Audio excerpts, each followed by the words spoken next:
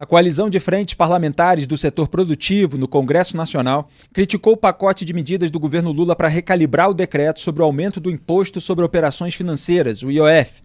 Divulgado na noite de segunda-feira, 9, um manifesto pela responsabilidade fiscal e contra a escalada tributária O Brasil exige mais eficiência, esse é o título, é assinado por 19 frentes parlamentares, incluindo a da agropecuária, a FPA, a de comércio e serviços, FCS, e a do empreendedorismo, FPE.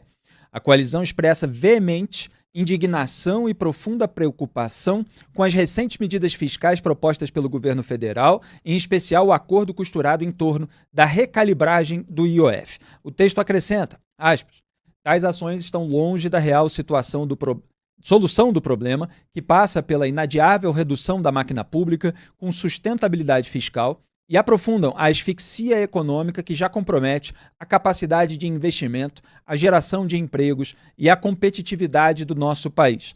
Fecho aspas. Segundo a coalizão, a recalibragem do IOF não é um alívio, mas uma manobra para disfarçar a continuidade da escalada tributária.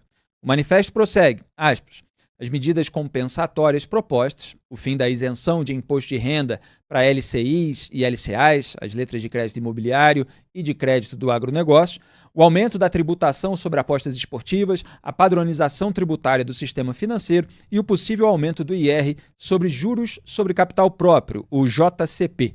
São, em sua essência, novos impostos ou o aumento de impostos já existentes. Fecho aspas.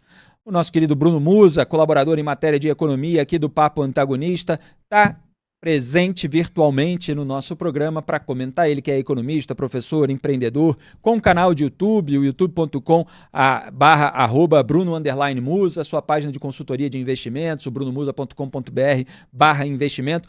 Boa noite, Bruno. O que você destaca dessas mudanças que parecem continuar desagradando? Boa noite, Felipe. Boa noite a todos que nos escutam, Duda, Ricardo. Bom, vamos lá. Fica muito claro que é medida arrecadatória. Não precisa ser apenas economista para dizer. Fica muito claro que eles não querem atacar de frente o grande problema fiscal brasileiro, o grande problema do crescente gasto obrigatório, que representa já pouco mais de 90% do orçamento como um todo. O que está achatando e a caminhar nessa perspectiva, o próprio governo já assumiu que em 2027 já não há mais espaço no orçamento discricionário, ou seja, não obrigatório, que inclui os investimentos, as emendas parlamentares que representam 1/4 desses gastos discricionários, para manutenção da máquina pública e pagar os pisos constitucionais de educação e saúde, ou seja, a máquina para. Em meio a tudo isso, o termo técnico da máquina parar seria o shutdown, a máquina realmente fechar porque não tem mais dinheiro para pagar as despesas correntes de curto prazo. E, surpreendentemente, Hugo Mota veio a público, presidente da Câmara, e falou que talvez o Brasil precisa passar por um shutdown. E agora há pouco também, num evento, o CEO do BTG, que é nosso sócio aqui na empresa, ele falou abertamente, ora, se o tema de corte de gastos é quase que uma unanimidade, por que nós não enfrentamos logo? Ou seja, nós temos, parece, uma tendência a nos tornarmos ou nos mantermos infantis frente aos problemas. O problema está lá, sabemos qual é o problema, mas não atacamos. E eles insistem, por uma ideologia, uma visão de mundo completamente errada, que não cabe mais no século XXI, acreditar que o ajuste pode vir única e exclusivamente pela receita. Veja que dados como o crescimento do PIB, claro que otimizado, acelerado pelo expansionismo fiscal que gera mais endividamento, já veio às claras, todo mundo já sabe. Outro fator, não apenas o crescimento do PIB, mas geração de emprego. A gente sabe que tem um monte de gente lá dentro do Bolsa Família.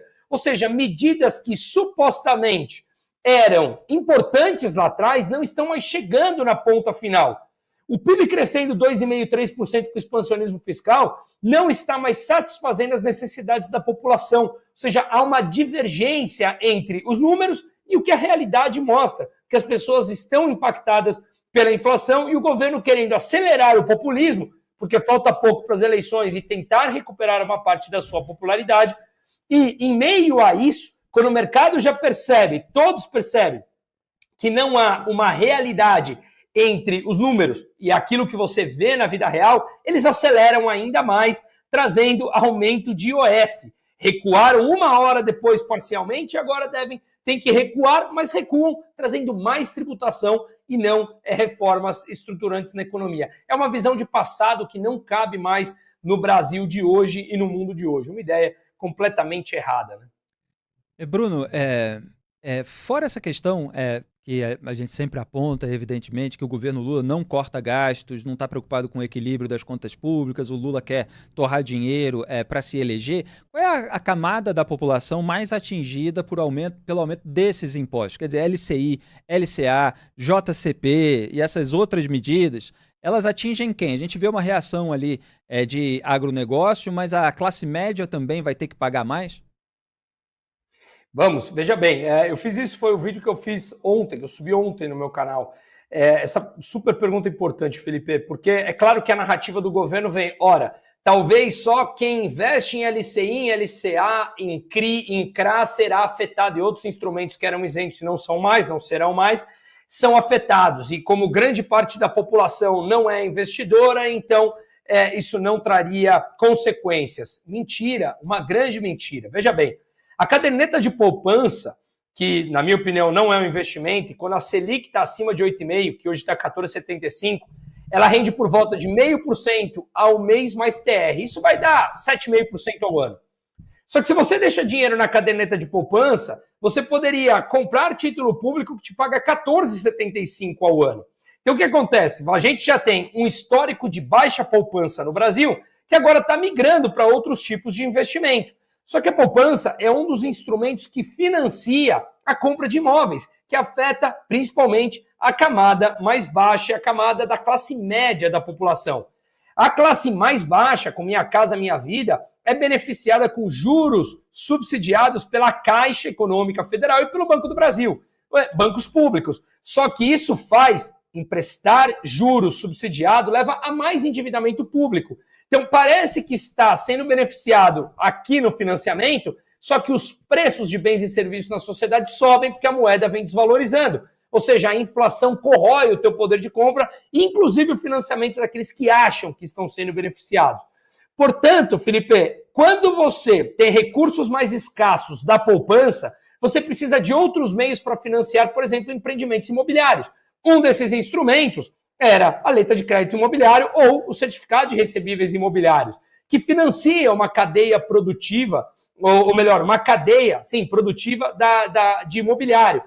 Quando você encarece, porque agora ela vai ser tributada, significa que você encarece o crédito. Portanto, encarece e isso é repassado na ponta final e quem paga, acima de tudo, é a classe média como um todo. Aliado, em paralelo a essa percepção de todo mundo que o ajuste é pela receita, você não mais confia na moeda, não mais confia nos preços que você vê e, consequentemente, isso acaba trazendo mais inflação e, assim, você tem uma dupla deterioração do poder de compra. Ricardo Kertzmann quer falar com Bruno Musa, fique à vontade. Boa noite, Bruno. A gente parece que continua rodando no mesmo local, né? O governo continua rodopiando em torno de si mesmo. Continua querendo fazer ajuste fiscal só pelo lado da arrecadação e nunca pelo corte de custos. Continua gastando muito e gastando mal e volta insistentemente nessa história de luta de classes, porque o Fernando Haddad voltou a falar sobre isso, que a tributação é sobre a menor parcela da população, sobre 1% das pessoas que não pagam, nessa mesma história de que não pagam imposto de renda, enquanto os pobres estão pagando imposto de renda. Ele anunciou hoje, inclusive, que deve ter uma alíquota unificada de 17,5% para todos os investimentos. O Bruno, cabe a quem dar uma resposta contra o governo? Ao Congresso.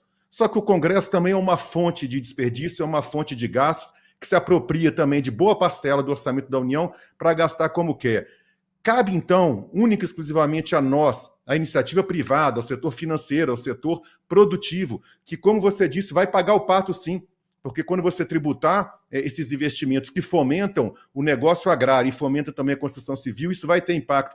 Cabe a nós segurarmos essa onda, essa sanha arrecadatória, e cabe a nós de que forma, Bruno? Fazendo pressão nos congressistas? Boa noite, Ricardo. Bela pergunta e difícil, mas eu acho que é difícil a mudança, mas fácil a interpretação, na minha opinião. Ela cabe a nós, a sociedade civil. E o grande problema disso é que passa por um conceito de educação. As pessoas perceberem como é o processo político, como é o processo econômico, como você é afetado. As pessoas tomam ação quando se sente afetada, não quando houve terceiros sendo afetados. E grande parte das pessoas estão, sim, sentindo as consequências dessa deterioração do nosso poder de compra. Então, esperar alguma coisa dos políticos em massa, você pode esperar de um ou outro pontualmente, mas esperar algo dos políticos em massa, uma mudança geral para uma reforma ampla política que o Brasil precisa, eu, sinceramente e infelizmente, acho que é muito ingênuo da nossa parte. Não virá deles. O próprio Mota falou que o legislativo, que temos o legislativo e o judiciário mais caro do mundo, quando você impõe uma reforma, começa a discutir a reforma, é menos recurso para eles. Ou seja, são menos bilhões de reais que hoje pingam facilmente de emendas parlamentares. Portanto, quem vai advogar contra o próprio recebimento de emendas para se candidatar e se reeleger em seus redutos eleitorais? Portanto, eu acho que a única forma é consciência através da sociedade civil, nós pressionando aqui, a gente pode ir criando canais como esses, canais como os meus e tantos outros, para conscientizar as pessoas para o debate. No Brasil, hoje, ter opinião virou crime. E, de fato, se a gente não debater, a gente não tem como evoluir. Talvez seja isso, porque não querem o debate. E a gente vai criando ambientes privados. Eu abri a minha comunidade, lá que chama Liberdade Sem Fronteiras, tem bastante gente, tem várias outras atividades dessa, o antagonista tem essa, ou seja, vamos debatendo, gerando ideias, e não importa se concorda ou discorda, mas temos que trazer ideias sólidas e do século XXI para o Brasil. Senão, nós continuaremos condenados a vivermos do passado, um país simplesmente medíocre. Então, respondendo diretamente, Ricardo, esse papel caberá a nós. Não terceirizemos essa responsabilidade aos políticos, porque não virá deles. Duda Teixeira, para encerrar. Bruno Musa, boa noite. Existem medidas que o governo federal poderia tomar facilmente para cortar custos? Porque na discussão aí parece que é muito difícil cortar custos, que exige uma negociação ampla com o Congresso. Fica lá o Haddad conversando com o Davi Alcolumbre e o Hugo Mota no final de semana. Se o Lula quisesse, ele poderia já estar cortando custos de uma maneira bem mais fácil? Acredito que sim, amplamente. E eles não querem entrar nesse debate. É mais fácil você falar, olha, a cláusula pétrea da Constituição. Tá bom, então vamos entrar num conceito que precisamos disso, vamos debater isso. Mas aí eu começo a perder a minha boquinha aqui, o outro começa a perder a boquinha lá, o determinado setor que você prometeu um privilégio, que ele imposto ou paga imposto reduzido, vai bater na sua porta, e aquela promessa que você fez para mim. Ou seja, o Brasil é um país de conchavos. O Brasil é um país de favores, onde a maioria paga por esses favores que a minoria tem. E aí eu acho que a gente tem que fazer pressão, inclusive, na classe privada. Ou seja, nós, das empresas privadas, também não podemos aceitar privilégios quando eles batem à nossa porta, porque alguém está pagando por esse privilégio. Alguém está trabalhando mais para que você tenha o teu privilégio porque você é amigo do rei. Ou seja, o Brasil é um país de oligarquia e isso precisa chegar ao fim. Não tem mais espaço para isso no século XXI, senão continuaremos condenados à mediocridade. Mas para ser objetivo aqui na tua resposta, Duda, e eu não te dei boa noite antes de tudo, sempre um prazer falar contigo, teriam coisas fáceis assim que a gente poderia começar a cortar. Ou debater a desindexação do salário mínimo, né, o piso constitucional de saúde e educação, o crescimento do salário mínimo atrelado, que antes estava atrelado até um crescimento acima da inflação, isso simplesmente não existe. Auxílios pagos atrelados ao salário mínimo, não existe histórico no mundo disso. Né? A gente aumenta o salário mínimo sem um incremento de produtividade e acaba incrementando todos os outros gastos. Então, nós teríamos aqui condição de fazer reformas importantes, teremos que fazer uma nova da Previdência em breve, para trazer uma sustentabilidade. A dívida se torna sustentável, é uma matemática fácil, se o Brasil começar a produzir superávit de mais ou menos 2,5% a 3% do PIB, e a gente produz déficits recorrentes. Ah, Bruno, mas o arcabouço fiscal está sendo cumprido. Não está, porque fora do arcabouço fiscal tem uma série de gastos bilionários que eles colocam como despesa financeira e não como despesa primária. Ah, mas o arcabouço cumpriu. Ok, mas a dívida continua subindo, porque os gastos não estão sendo colocados dentro do arcabouço e a dívida continua subindo. Mais dívida, mais inflação. Portanto, chegou a hora realmente de encararmos de frente o problema, antes que o Brasil passe a flertar com uma inflação como aconteceu com a Argentina. E aí o ajuste, quanto mais demorado, é sempre mais doloroso. Bruno, a gente tem 3 minutinhos, dá para fazer uma última pergunta rápida. Qual é a reverberação dessa mudança nas medidas sobre IOF, etc., no Banco Central? Qual é a tendência das decisões do Banco Central, que já há bastante tempo está com uma taxa de juros elevada? Bom, o Banco Central ele foi contra todo esse tema do IOF. O Galípolo falou que sequer sabia, que não havia sido comunicado dessa mudança, dessa bagunça toda que foi.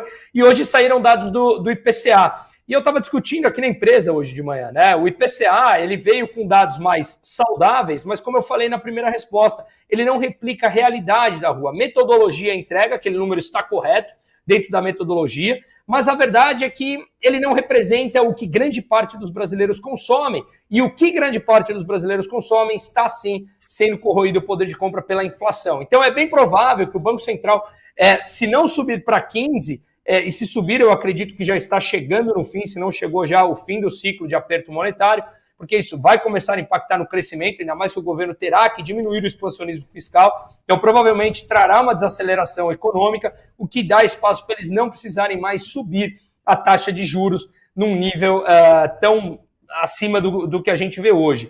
Mas, sinceramente, eu acho que os problemas no Brasil são tão maiores que tanto os juros a 14,75 faz com que os empréstimos pessoais sejam muito maiores que isso, juros do cartão de crédito muito maiores. Problemas de pouca competitividade, mercado fechado, riscos, a própria justiça que favorece o devedor. Enfim, nós temos sérios problemas estruturais que teria que ser atacado. Mas, na minha opinião, o Banco Central ele vai manter essa taxa de juros por um tempo maior até que essa inflação tenda a convergir para a meta. Vale lembrar, e finalizo aqui, que a inflação de 12 meses está acima de 5,2%, enquanto a meta é 3% e a margem de erro é de 4,5%. Né? Muito obrigado, Bruno Musa, por toda a análise aí do cenário econômico diante dessas mudanças do governo Lula em acerto com o Congresso. A gente está vendo que tem acordão, mas quem paga é o chamado contribuinte, é o pagador de impostos, porque nem o governo Lula corta gastos, nem o Congresso Nacional corta gastos, e muito menos o Judiciário. Quer dizer, o Congresso está lá com mais de 50 bilhões de reais de gastos só em emendas, o Judiciário tem 156 bilhões e 600 milhões de reais de custo para a população brasileira, e o governo Lula está torrando dinheiro. Mas obrigado, boa noite, bom trabalho. Obrigado igualmente a todos vocês.